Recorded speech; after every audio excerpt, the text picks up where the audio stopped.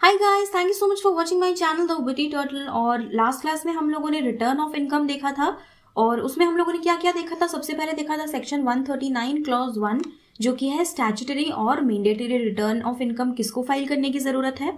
और उसी same section में और क्या है, due date of filing income tax return, वो क्या है वो भी हम लोगों ने देखा था। नेक्स्ट हम लोगों ने जो देखा था सेक्शन वो क्या था, वो था हम लोग का कि सैलरीड एम्प्लॉय का एम्प्लॉय कर सकता है थ्रू सॉफ्टवेयर। फिर और हम लोगों ने फिजिकल रिटर्न और ई फाइल वो भी देखा था। और क्या देखा था हम लोगों ने, एक बहुत इंपॉर्टेंट सेक्शन देखा था, that is loss return, section 139 clause 3 ये देखा था। और क्या देखा था, हम लोगों ने बिलेटेड रिटर्न देखा था। फिर हम लोगों ने रिवाइज्ड रिटर्न क्या है ये हम लोगों ने देखा था। और हम लोगों ने पूरा जो बेस्ट जजमेंट असेसमेंट का प्रोसीजर है वो देखा था। और उसके साथ साथ हम लोगों ने स्क्रूटिनी असेसमेंट क्या है, फिर रिवाइज रिटर्न के टाइम पर क्या होता है, और उससे रिलेटेड थोड़े बहुत एग्जांपल्स भी हम लोगों ने देखा था। और एक रिटर्न के साथ, रिटर्न फाइल करते टाइम रिटर्न के साथ और कौन से पर्टिकुलर्स हमें फर्निश करने की ज़रूरत है वो देखा था। और उसके बाद जो भी एसएससीज पीजीपीपी में एंगेज हैं उन लोगों के लिए और क्या क्या पर्टिकुलर्स फर्निश करना ज़रूरी है वो देखा था, जो कि आपके सीएमए के बुक में नहीं है। सो मैंने बस आपको रफली थोड़ा सा बताया था। और हम लोगों ने डिफेक्टिव रिटर्न देखा था which is under section 139 clause 9। ठीक है, यहां तक हम लोगों ने कंप्लीट कर लिया था। आज हम लोग क्या पढ़ेंगे, आज हम लोग पढ़ेंगे सेक्शन 139A जिसमें बोला गया है व्हाट इज पैन, आपको पैन नंबर कब ऑब्टेन करना है, कैसे ऑब्टेन करना है, इसके बारे में बोला गया है। So let's start with today's class. जैसे कि आपके सीएमए की बुक में दिया है परमानेंट अकाउंट नंबर के बारे में अभी हम लोग पढ़ेंगे। What is PAN? It is an alpha numeric code given to a person by income tax department for the purpose of identification of the SSC. ये क्या है, ये एक 10 कैरेक्टर्स वाला अल्फा न्यूमेरिक कोड है जो कि हर एसएससी को दिया जाता है सो दैट हर एसएससी एक कोड में आइडेंटिफाइबल हो जाए। और हर एक पर्सन का एक ही पैन रहता है और सबका पैन नंबर अलग अलग होता है, सबका पैन अलग अलग होता है। ठीक है, अब एक बात मुझे बताओ, whoever is having PAN, do all of them need to file ITR? जिसके भी पास पैन है क्या ये कंपलसरी है उनके लिए कि उनको आईटीआर फाइल करना पड़ेगा? ये कंपलसरी उनके लिए नहीं है। लेकिन if you want to file return then you should have a PAN और you must have a PAN. अगर आपको आईटीआर फाइल करना है तो आपके पास पैन का होना कंपलसरी ही है। ठीक है, और उसके साथ साथ गवर्नमेंट ने ये नोटिफाई किया है कि there are certain assessees who are required to obtain a PAN. तो अभी हम लोग वही देखेंगे। As per section 139A and rule 114, ये कुछ पर्सन्स हैं जिन who are under statutory obligation to obtain PAN within the time limit stated. So यहाँ पर फर्स्ट क्या बोला गया है, कौन से ऐसे पर्सन्स हैं जिनको पैन के लिए अप्लाई करने की ज़रूरत है। फर्स्ट है हर वो इंसान जिनका टोटल इनकम एक्सीड करता है बाय मैक्सिमम एग्जेम्प्टेड लिमिट। जो आपका मैक्सिमम एग्जेम्पशन लिमिट है यानी कि 2.5 लाख, 3 लाख और 5 लाख, वो लिमिट जिसका एक्सीड करता है उनको पैन अटेन करना ही पड़ेगा, पैन ऑब्टेन करना ही पड़ेगा। सेकेंड में क्या बोला है, any resident person other then an individual who enters into a financial transaction of an amount aggregating to 2.5 lakhs or more in a financial year। हर वो पर्सन अदर देन इंडिविजुअल, मतलब चाहे वो HUF हो या फिर BOI हो या फिर AOP हो या फिर कोई कंपनी हो, फर्म हो, उनके लिए अगर उनका सालाना, मतलब एक फाइनेंशियल ईयर का सालाना फाइनेंशियल ट्रांजैक्शन 2.5 लाख से ज़्यादा हो रहा है, उनका इनकम की बात नहीं हो रही है, उनके इनकम की बात नहीं हो रही है, उनके फाइनेंशियल ट्रांजैक्शंस की बात हो रही है। अगर वो 2.5 लाख से ज़्यादा हो रहा है एक फाइनेंशियल ईयर में तो उन्हें भी अप्लाई करना पड़ेगा पैन के लिए। नेक्स्ट बोल रहा है कोई भी पर्सन जो कि इन सारे जो अभी अभी हम लोगों ने पॉइंट देखा, any resident person other then an individual, मतलब AOP, BOI, HUF, फिर कंपनी, फर्म, तो इन सब का तो कोई एक पर्सन होगा जो कि who is competent to act on behalf of that resident person other than individual. तो बेसिकली वो जो ये इसके हेड हैं या जो इसका सारा ट्रांजैक्शन का सारे ट्रांजैक्शन को मेंटेन करते हैं, ठीक है। So any person who is managing director, अगर कंपनी है तो उसके मैनेजिंग डायरेक्टर है या डायरेक्टर है, अगर कोई फर्म है तो उसके पार्टनर है, ट्रस्टी है, ऑथर हैं, अगर कोई AOP-BOI है तो उसके फाउंडर हैं, अगर कोई HUF है तो उसके कर्ता हैं, या फिर चीफ एग्जीक्यूटिव ऑफिसर हैं, प्रिंसिपल ऑफिसर हैं, या फिर ऑफिस बियरर हैं of that person referred above, ठीक है। तो वो लोगों का भी जितना अगर ये लोग जिस रेजिडेंट पर्सन में हैं, एक ऑफिस होल्ड करते हैं, अगर उस AOP-BOI या फिर उस फर्म या कंपनी का जो 2.5 लाख से ज़्यादा फाइनेंशियल ट्रांजैक्शंस हो रहा है, तो इन सारे ऑफिस बियरर्स को भी अपना पैन ऑब्टेन करना पड़ेगा। और ये जो 3 केसेस देखा हम लोगों ने, इसके लिए जो है आपका डेट क्या है पैन अप्लाई करने के लिए, ऑन और before 31 May of the relevant assessment year. जिस असेसमेंट ईयर के लिए ये हो रहा है उसी असेसमेंट ईयर के 31 मई से पहले इनको पैन ऑब्टेन करना पड़ेगा, ठीक है। नेक्स्ट पॉइंट देखते हैं क्या बोल रहा है। एनी पर्सन हुज सेल्स और टर्नओवर और gross receipts are likely to exceed 5 lakh in any previous year. हर उस पर्सन का, यानी कि चाहे वो इंडिविजुअल हो या फिर कंपनी, फर्म, AOP-BOI कुछ भी हो, अगर उनका सेल्स या फिर टर्नओवर 5 लाख से ज़्यादा हो रहा है या फिर लग रहा है कि 5 लाख से ज़्यादा हो जाएगा, ठीक है, उनको भी पैन फर्निश करने की ज़रूरत है। कब करने की ज़रूरत है? ऑन और before the end of the relevant financial year. उस फाइनेंशियल ईयर के ख़त्म होने से पहले, यानी कि इस केस में, हमारे केस में क्या है, 31 मार्च 2021 के ख़त्म होने से पहले उनको पैन ऑब्टेन कर लेना चाहिए। नेक्स्ट है any person who is required to furnish return under section 139(4)A। 139(4)A is for trust and charitable institution. तो इन सबको भी फाइनेंशियल ईयर के एंड से पहले पैन ले लेना है। और क्या है, any person who is entitled to receive any sum और income on which tax is deductible under any financial year. हर उस पर्सन को जो कि एक पर्टिकुलर सम या इनकम रिसीव करने वाले हैं फाइनेंशियल ईयर के ख़त्म होने से पहले, तो उनको भी कब करना है, अपना पैन कब ऑब्टेन करना है, फाइनेंशियल ईयर ख़त्म होने से पहले। नेक्स्ट एक पॉइंट बोल रहा है any person who requires export और इम्पोर्ट कोड। ठीक है, हर वो पर्सन जो कि बिजनेस में इन्वॉल्व है जिसको एक्सपोर्ट इम्पोर्ट कोड ऑब्टेन करने की ज़रूरत है, उन्हें भी पैन लेना है कब, before making any export import. कोई भी एक्सपोर्ट इम्पोर्ट करने से पहले उनको अपना पैन जो है वो ऑब्टेन कर लेना चाहिए। नेक्स्ट क्या है, एसएससी अंडर द जीएसटी। जो भी एसएससी हैं अंडर जीएसटी, यानी कि उनको जीएसटी पे करना पड़ रहा है या जीएसटी का रिटर्न जो लोग भर रहे हैं, उनके लिए before making application for registration under GST. GST registration से पहले तो पैन ज़रूरत पड़ता ही है, तो ऑब्वियसली उनको जीएसटी में रजिस्ट्रेशन कराने से पहले ही पैन ऑब्टेन कर लेना चाहिए। यहाँ पर और क्या बोल रहा है, अगर ये सारे लोग जिनकी बात अभी हम लोगों ने देखी, वो लोग अगर पैन ऑब्टेन नहीं करते हैं या फिर पैन के लिए अप्लाई भी नहीं करते हैं, तो उनको पेनल्टी लग सकता है। कितना? 10,000 रुपीज़ का पेनल्टी लग सकता है। ठीक है, सो हम लोगों ने देख लिया कि पैन की क्या ज़रूरत है, आधार कार्ड की क्या ज़रूरत है, कहाँ कहाँ पर उनको कोड करना है।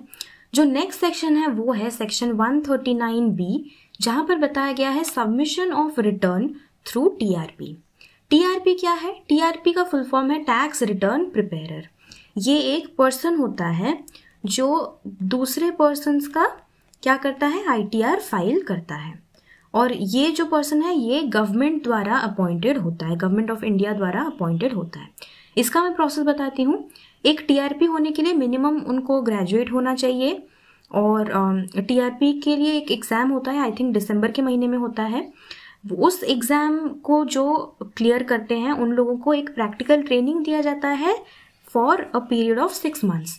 6 महीने का उनको एक ट्रेनिंग दिया जाता है इनकम टैक्स रिलेटेड और इनकम टैक्स रिटर्न के रिलेटेड। उसके बाद वो लोग एक टीआरपी सर्टिफिकेट ऑब्टेन करते हैं, ठीक है। टीआरपी सर्टिफिकेट उनको जब मिल जाता है उसके बाद क्या करते हैं, they have to file income tax return of other assessees for free of cost, ठीक है। फ्री ऑफ कॉस्ट कैसे? क्योंकि इनको गवर्नमेंट ने अपॉइंट किया है। सो गवर्नमेंट क्या करती है, गवर्नमेंट उनको जितने लोगों का वो लोग आईटीआर फाइल करते हैं उस हिसाब से उनको कमीशन देती है, ठीक है। They need to put their TRP number in that. जब भी वो लोग आईटीआर फाइल करते हैं किसी दूसरे पर्सन का, तो उसमें वो लोग उन लोगों को अपना टीआरपी नंबर भी डालना रहता है।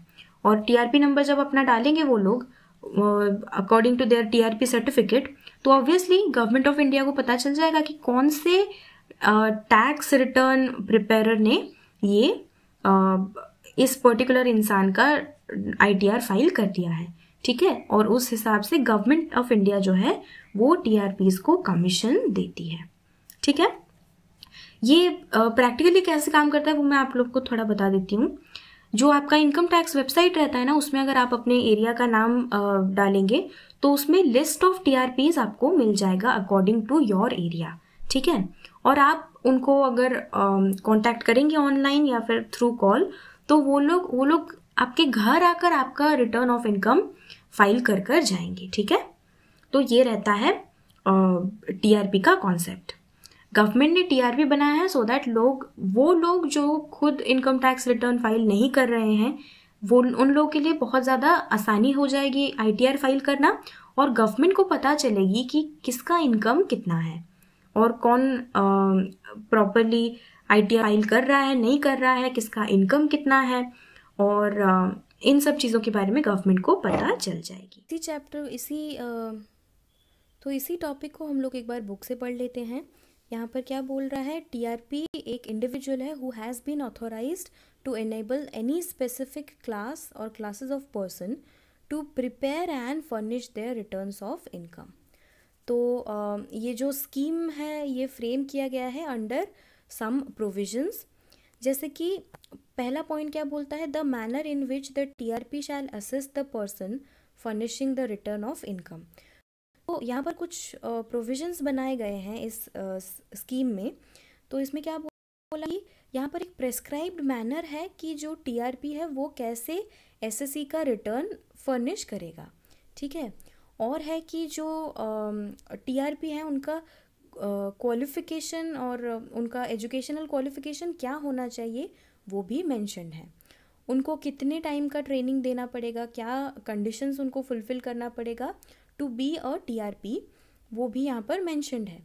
कोड ऑफ कंडक्ट, फिर ड्यूटीज़ एंड ऑब्लिगेशंस, और क्या है, the manner in which authorisation may be withdrawn, वो सब भी यहाँ पर मेंशन्ड है। और बोल रहा है एनी अदर मैटर, और भी बहुत कुछ चीज़ें वहाँ पर है जो कि आपको खुद ही यहाँ पर देख लेना है। और यहाँ पर एक नोट दिया है, the TRP shall also affix his signature on such return. ये तो जाहिर सी बात है, टीआरपी अगर खुद free of cost income tax return file कर रहा है तो ऑब्वियसली उनका खुद का सिग्नेचर भी वहाँ पर अफिक्स करना ज़रूरी है। यहाँ पर एक इम्पॉर्टेंट चीज़ दिया है कि person not eligible to become TRP, कौन कौन टीआरपी नहीं बन सकते हैं। पहला है चार्टर्ड अकाउंटेंट, चार्टर्ड अकाउंटेंट कभी टीआरपी बन ही नहीं सकते हैं। ऐसा क्यों किया गया है, क्योंकि गवर्नमेंट को पता है कि एक पर्सन जाएगा चार्टर्ड अकाउंटेंट के पास अपना आईटीआर फाइल करवाने के लिए, तो चार्टर्ड अकाउंटेंट उस पर्सन से भी पैसे लेंगे और खुद गवर्नमेंट को भी दिखाएंगे कि मैंने फ्री ऑफ कॉस्ट किया है और मुझे आप कमीशन दीजिए। तो इसीलिए कोई चार्टर्ड अकाउंटेंट नहीं बन सकता है। सेकेंड है any legal practitioner who is entitled to practise in any civil court in India. India के किसी सिविल कोर्ट में अगर एक प्रैक्टिस कर रहा है एक लीगल प्रैक्टिशनर, तो वो भी टीआरपी नहीं बन सकता है। और क्या है, जितने भी शेड्यूल्ड बैंक्स हैं इंडिया में जो कि आरबीआई के फर्स्ट शेड्यूल में मेंशन्ड है, उन सारे बैंक्स का कोई भी ऑफिसर टीआरपी नहीं बन सकता है। Any officer of a scheduled bank cannot be the TRP of the SSE who maintains a current account or has other regular dealing with such bank. तो ये जो शेड्यूल बैंक के ऑफिसर है वो लोग टीआरपी तो बन सकते हैं, लेकिन ऐसे एसएससी का रिटर्न फाइल नहीं कर सकते हैं जिनका कोई करंट अकाउंट है या फिर उनका रेगुलर डीलिंग है उस पर्टिकुलर शेड्यूल्ड बैंक के साथ, ठीक है।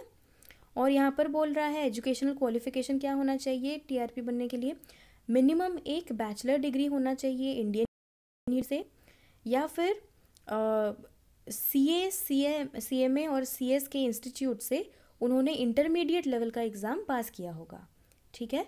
तो इन दैट केस वो लोग टैक्स रिटर्न प्रिपेरर बन सकते हैं, राइट। नेक्स्ट हम लोग पढ़ेंगे जो सबसे इम्पॉर्टेंट चैप्टर है और सबसे इम्पॉर्टेंट सेक्शन है इस पूरे चैप्टर का, that is section 139C।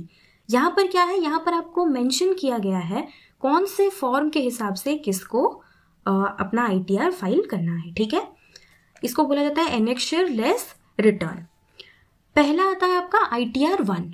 ITR 1 किसके लिए है, आप ऐसे इमेजिन करो जो सबसे सादा सीधा सिंपल इंसान है, ये बहुत ही सिंपल इंसान है, इसको कुछ कॉम्प्लिकेशंस नहीं आता है, उस इंसान के लिए आईटीआर 1 बनाया गया है। और इसको क्या बोला जा रहा है, अभी जो सहज सुगम आया है उसमें इसको सहज बोला जा रहा है, ठीक है। तो यहाँ पर बोला गया है कि हर वो इंडिविजुअल जिसका total income less than ₹50 lakh है, ठीक है। फर्स्ट पॉइंट क्या है, आईटीआर 1 फाइल करने के लिए उसका टोटल, उस इंडिविजुअल का total income less than 50 lakh rupees है। और ये जो टोटल इनकम में है इसमें क्या क्या इंक्लूड होना चाहिए, income from salary and family pension, ये दोनों इनकम, और एक बहुत इंपॉर्टेंट चीज है जो कि है 1 हाउस प्रॉपर्टी। उसके पास सिर्फ एक ही हाउस प्रॉपर्टी होना चाहिए, ठीक है, एक ही हाउस प्रॉपर्टी होना चाहिए, उससे इनकम आ रहा होगा। और जो हाउस प्रॉपर्टी है उससे कोई ब्रॉड फॉरवर्ड लॉस नहीं होना चाहिए, मतलब पिछले साल का हाउस प्रॉपर्टी का लॉस इस साल कैरी फॉरवर्ड हो रहा है, ऐसा नहीं होना चाहिए, ठीक है। सॉरी, ये डज नॉट है। फिर क्या है, थर्ड पॉइंट में बोला है ऑब्वियसली अगर एक आदमी सैलरीड पर्सन है जिसके पास सिर्फ सैलरी और फैमिली पेंशन का ही इनकम आता है, तो जाहिर सी बात है वो बैंक में अपना अकाउंट खोलेंगे और बैंक में पैसा जमा करके रखेंगे, तो ऑब्वियसली उनके पास क्या आएगा, उनके पास इंटरेस्ट आएगा। तो लॉ में क्या बोला, गवर्नमेंट बोल रही है कि वो इंसान जिसका total income less than 50 lakh है और इनकम आ रहा है ओनली सैलरी और फैमिली पेंशन से, उसके पास एक ही हाउस प्रॉपर्टी है और पिछले साल का कोई हाउस प्रॉपर्टी का लॉस कैरी फॉरवर्ड नहीं हो रहा है, और उनके पास सिर्फ इनकम फ्रॉम अदर सोर्सेज में सिर्फ इंटरेस्ट का इनकम आ रहा है, तो उस केस में उनको क्या फाइल करना है, आईटीआर 1। तो ये जो सब कैरेक्टरिस्टिक्स है ये क्या है, ये एक सिंपल मैन का कैरेक्टरिस्टिक्स है, ठीक है। एक नॉर्मल इंसान जो बिजनेस नहीं करता है और सिर्फ जॉब करता है, नौकरी करता है, उसके लिए यही मोस्टली जो सोर्स ऑफ इनकम होता है। यहाँ पर और क्या बोल रहा है, यहाँ पर बोल रहा है कि उसके पास इनकम फ्रॉम अदर सोर्सेज में सिर्फ इंटरेस्ट होना चाहिए। ऐसा नहीं है कि winning from lottery, winning from horse race या फिर इनकम फ्रॉम अदर सोर्सेज में कोई लॉस हो, ठीक है, क्योंकि ये सब जिसका हो गया ना वो आदमी सिंपल तो बिल्कुल भी नहीं है, नॉट सिंपल। तो इसीलिए ये सब चीजें नहीं होना चाहिए, ये सब क्या है, एक्सेप्शंस हैं, ठीक है। सेकेंड इनकम टैक्स रिटर्न जो है वो है आईटीआर 2। ये किसके लिए है, ये हर उस इंडिविजुअल और एचयूएफ के लिए है जिनका कोई भी पीजीबीपी इनकम नहीं है, who are not having any PGBP income, ठीक है। उन लोगों को क्या रिटर्न फाइल करना है, कौन से फॉर्म में, आईटीआर 2 में। नेक्स्ट देखते हैं आईटीआर 3 किसके लिए है, हर उस इंडिविजुअल और एचयूएफ्स के लिए है जिनका पीजीबीपी इनकम है, ठीक है, उनके पास दूसरे इनकम के साथ पीजीबीपी का इनकम भी है, तो वो लोग कौन से आईटीआर में फाइल करेंगे अपना रिटर्न, आईटीआर 3 में। नेक्स्ट है आपका आईटीआर 4, इसको बोला गया है सुगम। ये उन सारे एसएससीज के लिए है जिनका income is computed on presumptive basis, मतलब मोस्टली पीजीबीपी का इनकम है which is under section 44AD, 44ADA and 44AE, ठीक है। तो इनका बोला जाता है आईटीआर 4 में इनको अपना रिटर्न फाइल करना है और इस वाले फॉर्म को बोला जाता है सुगम। नेक्स्ट आता है आईटीआर 5। आईटीआर 5 किसके लिए है, for persons other than individual HUF company and वो person who is filing form ITR 7। ठीक है, तो बेसिकली इसमें कौन आते हैं, आपके इन सारे पर्सन्स के अलावा जो भी हैं AOP, BOI, फिर AJP और कोई चैरिटेबल ट्रस्ट, इन सबको बोला जाता है person other than individual HUF company and person filing form ITR 7। उनके लिए कौन सा ITR बनाया गया है, ITR 5। ठीक है, नेक्स्ट देखते हैं ITR 6। ITR 6 is for those companies other than companies claiming exemption under section 11। Section 11 में जो कंपनीज एग्जेम्पशन क्लेम कर रहे हैं उनके अलावा बाकी जितने कंपनीज हैं वो लोग किसमें कौन से फॉर्म में ITR फाइल कर सकते हैं, ITR 6 में। ठीक है, नेक्स्ट आता है आपका ITR 7। ITR 7 किसके लिए है, for persons including companies required to furnish under section 139(4)A यानी कि charitable trust, 139(4)B, 139(4)C, 139(4)D and 139(4)F। इन सारे सेक्शंस के अंडर में जो लोग भी अपना रिटर्न फर्निश करने की जिन पर्सन्स को ज़रूरत है इंक्लूडिंग कंपनीज, उन लोगों को कौन से वाले फॉर्म में ITR फाइल करना है, ITR 7 में। ठीक है, I hope this is clear to you. ITR के जो फॉर्म्स हम लोगों ने देखा उसमें एक और फॉर्म है दैट इज ITR रोमन 5। उसको समझने के लिए हमें सबसे पहले mode of furnishing income tax return देखना पड़ेगा। ठीक है, तो बेसिकली यहाँ पर हमारे पास 4 मेथड्स हैं, 4 मोड्स हैं। पहला तो है पेपर रिटर्न, जो कि आजकल बहुत कम लोग करते हैं और वो बस कुछ ही लोगों को छूट मिलती है, वो भी हम लोग देखेंगे आगे। नेक्स्ट मेथड बोल रहा है electronic return with digital signature. Digital signature क्या है, ऐसे बहुत सारी कंपनीज हैं जो कि डिजिटल सिग्नेचर बनवाते हैं अपना। ठीक है, और आपको जहाँ पर भी डिजिटल सिग्नेचर करने की ज़रूरत है आप लोग उस डिजिटल सिग्नेचर को अपलोड कर दोगे। ठीक है, नेक्स्ट बोल रहा है transmitting the data in the return electronically and thereafter submitting the verification of the return in form ITR Roman 5। तो ये क्या है, ये हम लोग देखते हैं। देखो, the moment you submit the return, आपके जो कंप्यूटर स्क्रीन पर एक एक्नॉलेजमेंट शो करता है। ठीक है, तो उसको बोला जाता है ITR 5। आप लोग कंफ्यूज ना हो ITR नॉर्मल 5 और ITR रोमन 5 के बीच में, इसीलिए मैं इसको ITR रोमन 5 ही बोलूँगी थ्रू आउट द क्लास। और ये कब आती है, जब आपने डिजिटल सिग्नेचर नहीं लगाया है और आपने OTP का वेरिफिकेशन जो रहता है वो भी आपने नहीं किया है।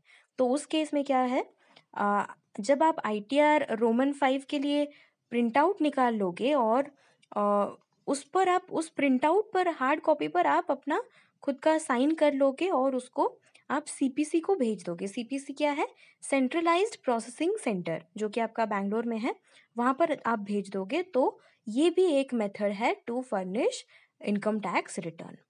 नेक्स्ट बोल रहा है transmitting the data electronically in the return under electronic verification code. तो ये क्या है ना, when you submit your return online then you will receive an OTP on your phone number.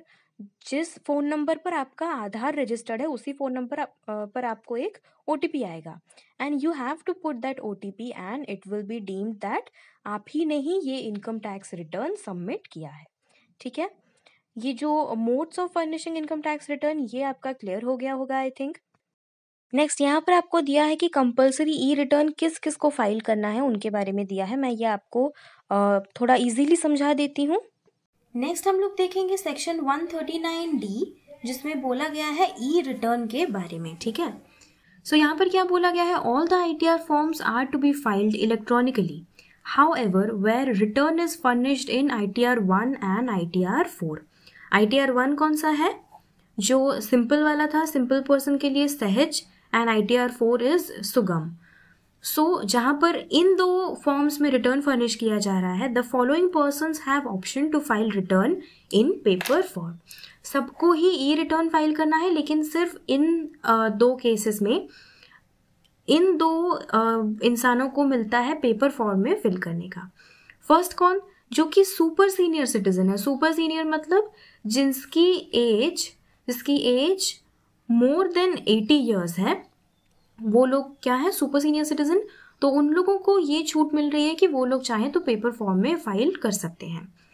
ऐसा क्यों? क्योंकि ऑब्वियसली इनको बहुत सारे 80+ इंसान है जिन लोग को कंप्यूटर चलाना नहीं आता है, ई रिटर्न फाइल करना नहीं आता है, तो इसीलिए गवर्नमेंट ने उनको पेपर फॉर्म में फाइल करने का जो है सुविधा दे दिया।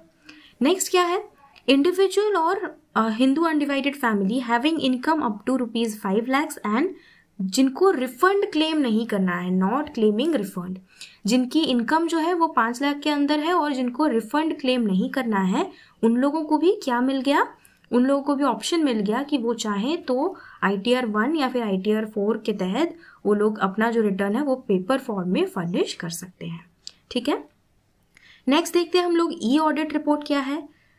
जो ई ऑडिट रिपोर्ट होता है उसका लास्ट डेट क्या है, सेम डेट जो कि अंडर सेक्शन 139(1) था। ये क्या है, ये है ड्यू डेट वाला सेक्शन। तो ड्यू डेट में कितने डेट्स थे हमारे पास, 2 डेट्स थे। नो ऑडिट वालों के लिए 31 जुलाई एंड जिन लोग का ऑडिट होता है उन लोगों के लिए कितना, 31 अक्टूबर। तो यहाँ पर लास्ट डेट अंडर सेक्शन 139(1) जो कि है 31 अक्टूबर 2021, ये same date will be the last date for submitting e audit report. ठीक है, यहाँ पर एक और पॉइंट बोला गया है कि हर ऑर्डिनरीली रेसिडेंट इंडिविजुअल को अपना जो रिटर्न है, अगर उनके पास ये 2 कंडीशन सेटिस्फाई हो रहा है तो उनको अपना रिटर्न जो है इलेक्ट्रॉनिकली ही फाइल करना पड़ेगा, विद और without digital signature. First case है, अगर उनके पास एसेट है which is located outside India, तो ऑब्वियसली उनको ई रिटर्न फाइल करना पड़ेगा। दूसरा है, अगर इंडिया के बाहर उनका कोई साइनिंग अथॉरिटी है इन एनी अकाउंट, कोई दूसरे स्विस बैंक में लेट्स से वो अकाउंट होल्ड कर रहे हैं, तो उस केस में भी उनको डिजिटल रिटर्न जो इलेक्ट्रॉनिकल रिटर्न जो है वो जमा करना पड़ेगा। और बोल रहा है, further any person who has claimed any relief under section 90, 90A और 91, उनको भी रिटर्न इलेक्ट्रॉनिकली फाइल करना है। तो ये जो सेक्शंस है ये क्या है, कुछ इनकम ऐसा होता है जो कि 2 कंट्रीज में टैक्सेबल होता है। दूसरा कंट्री बोलेगा हमारी कंट्री में अर्न हुआ है तो हम टैक्स लेंगे, इंडिया बोलेगा कि आप ऑर्डिनरी रेजिडेंट हो तो आप टैक्स दोगे इंडिया में भी।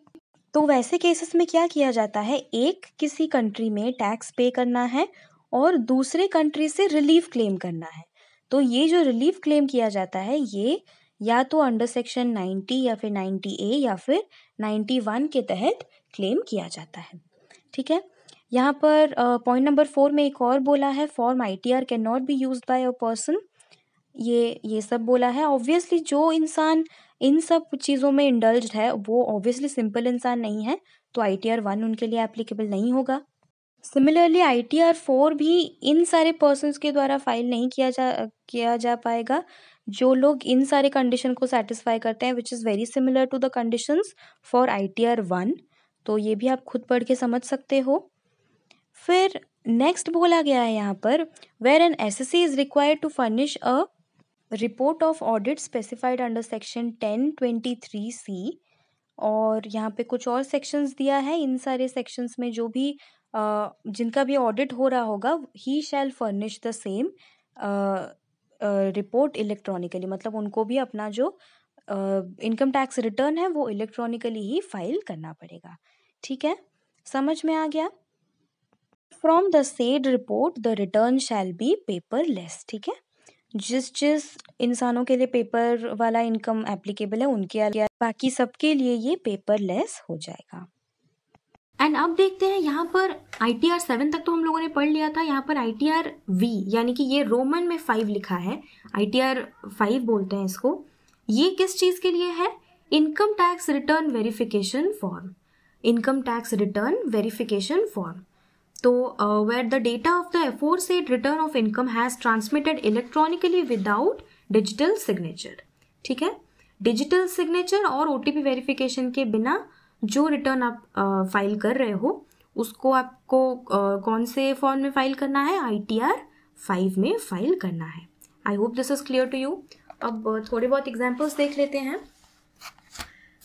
यहाँ पर एक इंडिविजुअल है जिसकी सिर्फ सैलरी और एक हाउस प्रॉपर्टी की इनकम आ रही है। ठीक है, तो वैसे केस में उसको कौन सा ITR फाइल करने की जरूरत है, ऑब्वियसली ओनली सैलरी और हाउस प्रॉपर्टी है, वो भी एक हाउस प्रॉपर्टी, तो ये ऑब्वियसली एक सिंपल इंसान हुआ। तो इसके लिए कौन सा ITR है? ITR 1। ठीक है, ITR 1। नेक्स्ट देखते हैं। नेक्स्ट बोल रहा है कि सैलरी इनकम है, एक हाउस प्रॉपर्टी की इनकम है और PGBP की इनकम है। अगर PGBP की इनकम है तो हमें कौन सा ITR फाइल करना है? ITR 3, right. तो इनको ITR 3 फाइल करना है। नेक्स्ट क्या है? सैलरी है, हाउस प्रॉपर्टी है और कैपिटल गेन है, PGBP नहीं है। ठीक है, सैलरी है, हाउस प्रॉपर्टी है और कैपिटल गेन है। तो उन इंडिविजुअल और HUFs का जिनका PGBP का इनकम है ही नहीं, उनके लिए कौन सा ITR था? ITR 2। सो इनको ITR 2 में फाइल करना है। एक और एग्जांपल देखते हैं। सैलरी की इनकम है और 2 हाउस प्रॉपर्टी है। ठीक है, this is to be highlighted. 2 house properties हैं, तो उस केस में उनको कौन से फॉर्म में फाइल करने की ज़रूरत है?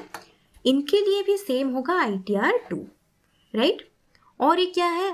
जिनकी सिर्फ PGBP की ही इनकम है, सिर्फ PGBP इनकम है, बाकी और कोई भी इनकम नहीं है, इनके लिए है ITR 3। ठीक है, I hope this is clear to you. अगर आपको ये वीडियो पसंद आया तो प्लीज़ इस वीडियो को लाइक करिए, अपने दोस्तों के साथ शेयर कीजिए, मेरे चैनल द विटी टर्टल को सब्सक्राइब कीजिए, और अगर आप लोगों ने अभी तक मेरे टेलीग्राम चैनल को ज्वाइन नहीं किया है so the link is given in the description box below.